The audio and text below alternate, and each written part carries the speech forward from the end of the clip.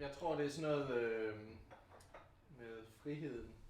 På motorcykel, der kan man sådan komme lidt nemmere rundt, og man er tættere på vejen, man er tættere på natur. Jeg er ikke helt sikker på, hvor jeg har fået interessen fra. Jeg tror bare altid, jeg har været sådan fascineret af motorcykler fra helt lille. Måske har det været min far, der har vist mig Easy Rider, eller et eller andet, hvor Fonda kører rundt på en kæmpe stor Harley i USA.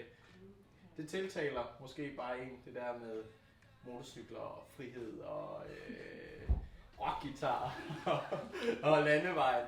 Og det lyder vildt kliché, men jeg tror bare, det ligger så dybt i en på en eller anden måde. Min første piercing fik jeg, da jeg var 16. Jeg tror, det er fordi, at jeg kan godt lide smerten. Og jeg kan godt lide at sådan udsmykke mig på nogle anderledes måder.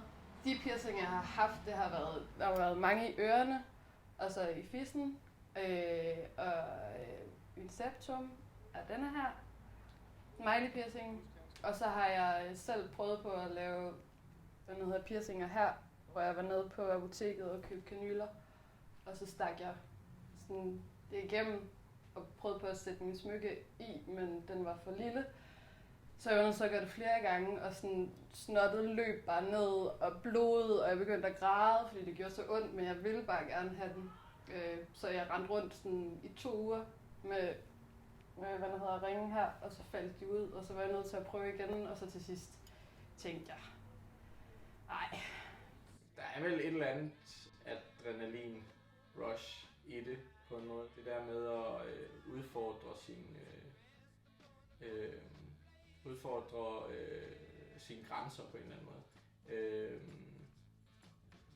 Kom derud, hvor man måske er lidt usikker på sig selv og sine evner, og så prøve at se, om man kan overvinde det lidt. Jeg tror, jeg bliver ved, fordi jeg bliver afhængig af det. Jeg kan godt lide, at der skal bare mere til. Det er det samme med tatoveringen, når jeg har lige fået den første tatovering, og nu skal jeg tatoveres igen på fredag. Og jeg tror ikke rigtig, jeg kan stoppe med det. Der er vel også noget grænseoverskridende i at få lavet tatoveringer. Se hvor lang tid man nu kan holde ud og sidde der og blive tatoveret. Ja, så der er vel et eller andet, der fører de der ting sammen. Jeg kan godt lide smerte. Så er du også selv med, eller? Nej, det er du. Jeg ved ikke hvorfor. Adrenalinkick. Man kan godt få et kick af at stå på en scene, spille musik.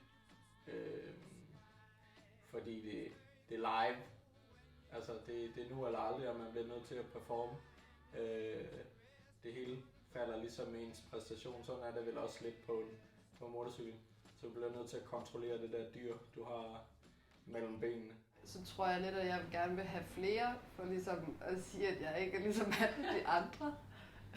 Selvom at det er man jo.